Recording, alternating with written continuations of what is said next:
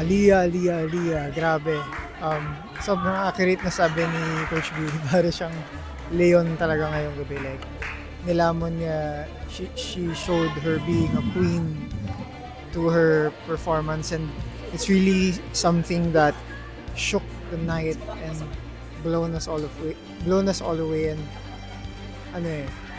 But what I like about it is nag-stand out siya in a different way kaysa kay Yana, which si Yana naman ibang klase din siya, but Aliyah, sobrang respect you as a performer, respect to your fierceness as young as you are, and keep on shining.